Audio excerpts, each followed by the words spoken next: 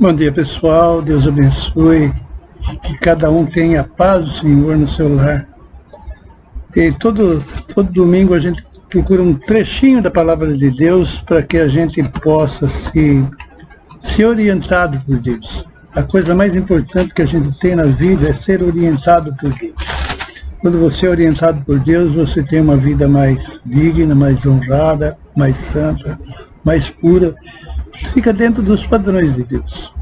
Então é por isso que eu sempre faço questão de trazer uma palavra de conforto, uma palavra de amor, uma palavra de dignidade. E hoje eu queria falar sobre testemunho. Como que a gente testemunha desse nosso Deus tão grandioso? O que a gente vê é como Jesus Cristo testemunhava. Se a gente vê testemunho de Jesus Cristo aqui, a gente vai ver em Mateus 4, versículo 24, diz assim, ou 23, Jesus foi por toda a Galileia ensinando nas sinagogas deles, pregando as boas novas do reino e curando todas as enfermidades, doenças entre o povo. Notícias sobre ele se espalharam por toda a Síria, e o povo lhe trouxe todos os que sofriam de vários males, tormentos, endemoniados, loucos, paralíticos, e ele curou a todos. Então veja bem aqui, a finalidade de Jesus Cristo, ele veio para beneficiar o ser humano. E eu quero fazer uma comparação, porque muitas vezes a gente se estabelece e se esquece dos benefícios que Deus faz na vida da gente, e que muitas vezes a gente só procura Deus quando tem necessidade, mas quando não tem necessidade, abandona. E muitas vezes a gente tem, Deus socorre, Deus abençoa, mas a gente continua só procurando Ele quando tem dificuldade. Isso não é correto. Isso é uma mentira que a gente conta para nós mesmos, que a gente fala que crê em Deus. E na realidade, a gente só quer os benefícios de Deus. Mas a gente tem que ter também o testemunho. Qualquer pessoa precisa ter o testemunho. Então, o que eu faço nessa terra? Qual é a finalidade de eu viver? Qual é a finalidade? Será que eu sou tão egoísta que só penso em mim? É assim que Deus deseja? Não. Deus deseja que você pense em você, e pense na sua família, e pense no seu próximo. Porque o nosso próximo também, Deus pede para que a gente ame o nosso próximo, como amar a si próprio. Então são coisas que a gente precisa observar e levar em consideração. Eu fiz uma analogia aqui, uma constitucionalizar um trecho. Quer dizer, tornar um trecho bem claro, tornar essa passagem bem clara para a vida da gente, para a gente entender o objetivo de Jesus. Jesus sempre fez isso. Jesus sempre fez isso. Quando ele falava assim, o reino de Deus é semelhante a um homem que saiu semear sementes e tal. Ele está fazendo isso, contextualizando. Mas, observando isso, o que nós fazemos na vida? Hein? Vamos fazer uma comparação com um carro. Por que você compra um carro? Você não compra um carro para ele ficar parado. Assim, Deus também, como a gente compra um carro para usar, Deus quer usar a gente para benefício do nosso próximo. O que Ele quer fazer é um benefício para o ser humano em todos os sentidos. Então veja bem aqui, Ele está fazendo o bem aqui. Aqui nós podemos notar que Ele está fazendo o bem, Ele está dando testemunho de amor, de paz. Então essa é a exigência de Deus conosco, que a gente dê valor às coisas dele, que a gente beneficie o nosso próximo. Todo esse testemunho que ele deu aqui foi para beneficiar o próximo. Agora, o que a gente estava falando do carro. E a gente sabe que quando você compra um carro, você compra ele para usar. você precisa usar. Assim Deus tira a gente, Deus vem que abençoar nossas vidas, muitas vezes tira nós do nosso viver de maneira de qualquer jeito, para ter uma vida mais controlada. E tem um objetivo com isso, é abençoar o nosso próximo. E aí eu falo do carro. Aí entra o carro na história. Eu compro o carro para ser usado, porque eu preciso dele. Mas o carro, ele precisa ser manuseado. Ele precisa ser manuseado. E para não ter problema. E você sabe que o carro, ele tem 4, 5, 6 marchas para frente, tem uma para trás e tem o ponto morto. Muitas vezes, como que a gente está agindo na nossa vida, que pode ser parecido com o carro. É quando a gente está no ponto morto, a gente não faz nada, não se incomoda com nada, não toma providência de nada, vive a sua vida sem pensar no próximo. Isso aí é viver sem objetivo. Quer dizer, se você está no ponto morto, você não sai do lugar. Você só valoriza o lugar que você está. E a gente precisa valorizar aquilo que Deus quer que a gente valorize. E Deus quer que a gente valorize o nosso próximo. Você pode estar na ré. Pode estar na ré. Você, sendo um carro, você está na ré. Andando para trás. O que a gente vê de pessoas andando para trás é impressionante. Por quê? Porque não sabe acionar o carro para frente, não sabe manipular o carro para que ele faça o objetivo que ele tem. Então, quando você anda para trás, porque você não obedece a Deus. Quando você não obedece a Deus, normalmente a tendência é só andar para trás. Muitas pessoas não percebem isso, mas essa é uma realidade. Agora, andar para frente também tem 5 marchas, 6, às vezes 4, enfim, tem as suas marchas, o carro. E nessas marchas você pode andar devagar, você pode aumentar um pouco a velocidade e você pode correr bastante. Então a realidade é que a gente precisa desse tipo de vida, a gente precisa ser ativo. Não tem sentido a nossa vida sem atividade. A gente não nasceu para ser inativo. A gente vive para ser ativo. Assim como a gente quer desfrutar do carro, que ele esteja ativo, a gente tem que ser ativo.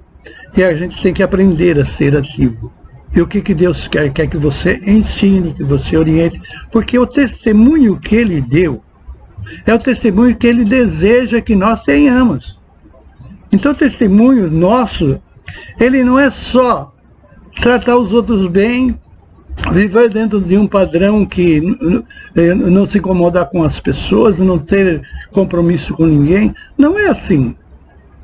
A realidade nossa é outra.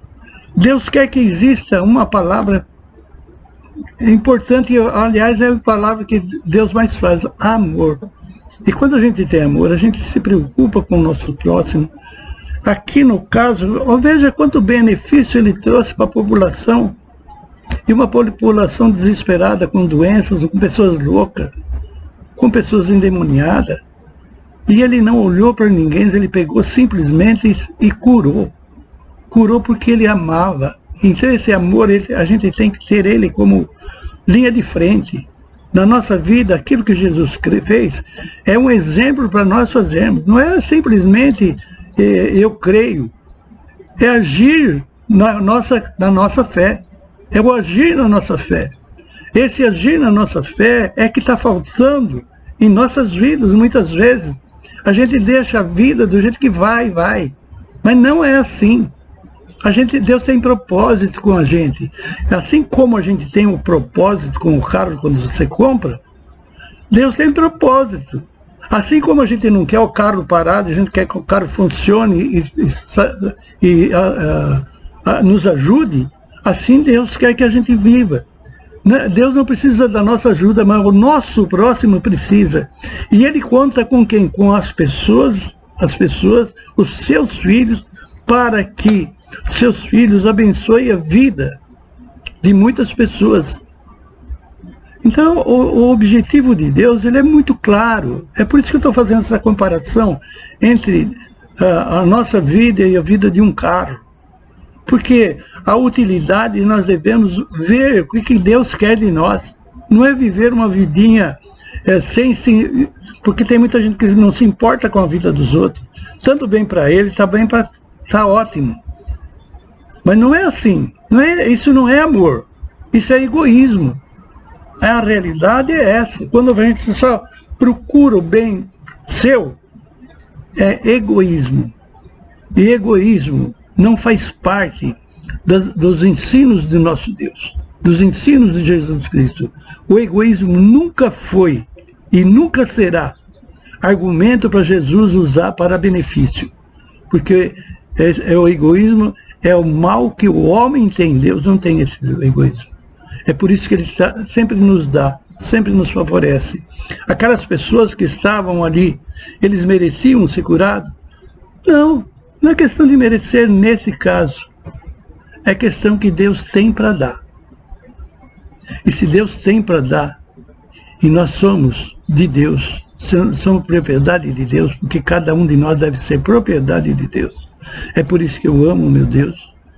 Porque, sendo propriedade dele, eu tenho que me preocupar com o meu próximo, sim. Tenho que me preocupar. Tenho que procurar abençoar. Jesus fez isso com todo o amor. Então é justo que a gente tome alguma posição na vida, de também fazer aquilo que Jesus Cristo fez. Que Deus possa nos abençoar. E o seu testemunho fala muito mais alto do que suas palavras. O meu testemunho fala muito mais alto do que minhas palavras. As palavras é fácil de usar, mas o testemunho precisa amor para a gente fazer. É com amor que se constrói, não é só com palavras. Com a palavra, a gente toma conhecimento do que Deus quer. Mas também não é para ficar guardado, é para aplicar aquilo que Deus pede para nós. Então vamos deixar de ser egoísta muitas vezes. Muitas vezes. Eu só peço a Deus que me abençoe, que me ilumine, e que se tiver bom para mim, está tudo bem. Não é esse o propósito de Deus. Deus quer que você seja um instrumento nas mãos dele para abençoar vidas. E não é só a família. Não é só a família. Porque muitas vezes a gente quer tudo para os nossos filhos. Não, a gente deve querer para o nosso próximo. E se o nosso próximo merece ou não merece, a determinação de Deus é que eu faça. Até para o inimigo eu tenho que fazer. Então veja bem, a misericórdia de Deus é muito grande, porque a gente não merece o que Deus faz para a gente, mas Ele faz. Então a gente tem que fazer a mesma coisa. A gente tem que fazer a mesma coisa para poder ter uma vida mais santa, mais digna, para poder honrar o nome de Deus. Gente, a felicidade está ao alcance. Deus deixa a felicidade ao alcance das pessoas. O que atrapalha a nossa felicidade é o egoísmo. Porque muitas vezes a gente está só preocupado com as nossas dificuldades. Se elas forem solucionadas, o outro que se vire. É o mundo hoje. Cada um pensando em si próprio. E o que dá nesse mundo é essas coisas. Por quê? Porque não ouve a palavra de Deus. Porque não examina a palavra de Deus. Quando você examina, você tem um ponto de segurança e pode abençoar vidas e ser abençoado ricamente por Deus. Porque Deus protege os seus. Deus protege os seus. Que a paz do Senhor reine sobre nós. E que quando a gente aprende alguma coisa, viva aquilo que aprendeu.